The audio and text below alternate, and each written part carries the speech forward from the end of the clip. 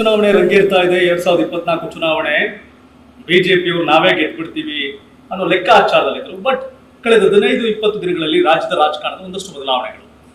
ಆಮೇಲೆ ಮಂಡ್ಯ ಅಂದ್ರೆ ಇಡೀ ಇಂಡಿಯಾ ನೋಡುತ್ತೆ. ಮಂಡ್ಯ ಲೋಕಸಭಾ ಚುನಾವಣೆಗಳಲ್ಲಿ ಬಾರಿ ದೊಡ್ಡ ಮಟ್ಟಕ್ಕೆ ಸೌಂಡ್ ಆಗಿತ್ತು. ಜೆಡಿಎಸ್ ಕಾಂಗ್ರೆಸ್ ಮೈತ್ರಿ ಆಗಿದ್ರು ಸಹ ಮೈತ್ರಿ ಅಭ್ಯರ್ಥಿ ನಿಖಿಲ್ ಸೋಲ್ತಾರೆ, ಸುಮಲತಾ ಅವರು ಗೆಲ್ತಾರೆ. ಸ್ವಾಭಿಮಾನಿ ಸಂಸದೆ. ಓಪನ್ ಸೀಕ್ರೆಟ್, ಸುಮಲತಾ ಅವರ ಗೆಲುವಿನಲ್ಲಿ ದೊಡ್ಡ ಪಾತ್ರ ಕಾಂಗ್ರೆಸ್ಸಿಗಿರೋದು. ಚಲುವರಾಯಸ್ವಾಮಿ ಅವರ ಪಾತ್ರ ಮಹತ್ವದ್ದಾಗಿತ್ತು.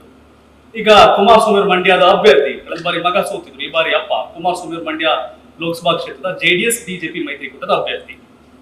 ಕಾಂಗ್ರೆಸ್ ಇಂದ ಸ್ಟಾರ್ ಚಂದ್ರು ಅಧಿಕೃತ ಅಭ್ಯರ್ಥಿ. ಆದ್ರೆ ಈ ಚುನಾವಣೆ ಚಲುವರಾಯಸ್ವಾಮಿ ವರ್ಸಸ್ ಕುಮಾರಸ್ವಾಮಿ ಅನ್ನೋ ರೀತಿ. ಈಗ ನಮ್ಮ ಜೊತೆ ಇದ್ದಾರೆ ಚಲುವರಾಯಸ್ವಾಮಿ ಅವರು. ಸರ್ ನಮಸ್ಕಾರ. ನಮಸ್ಕಾರ ಸರ್. ಹೆಂಗ್ ಕನ್ಫ್ಯೂಸ್ ಆಗ್ತಿದ್ವಿ. ಏನ್ ಸಮಾಚಾರ?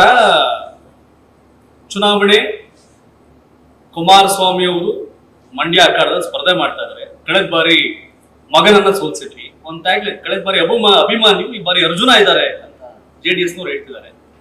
ನೀವು ಮುಂದೆ ಕೂತಿದ್ದೀರಿ, ಏನಾಗುತ್ತೆ ಫಲಿತಾಂಶ? ನಾವು ಸೋಲಿಸ್ಲಿಲ್ಲ ಸರ್, ಜನ ಸೋಲ್ಸಿದ್ರು. ಆಮೇಲೆ ಇಲ್ಲಿ ಏನಾಗುತ್ತೆ, ಡೆಮಾಕ್ರಸಿನಲ್ಲಿ ಅಂತಿಮವಾಗಿ ಮತದಾರರದೇ ತೀರ್ಪು.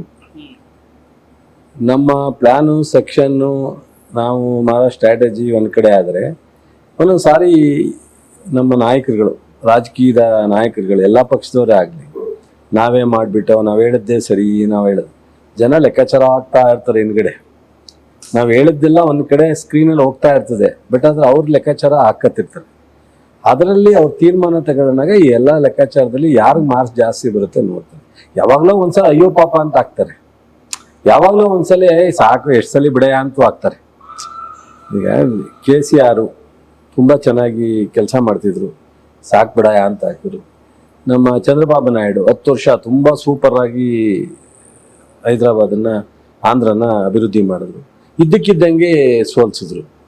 ಅವ್ರದ್ದೇನು ಅಪರಾಧ ಇಲ್ಲ, ಬಟ್ ಆದರೆ 10 ವರ್ಷ ಆಗಿತ್ತು, ಒಬ್ಬರು ಹೊಸಬರು ಬರಲಿ.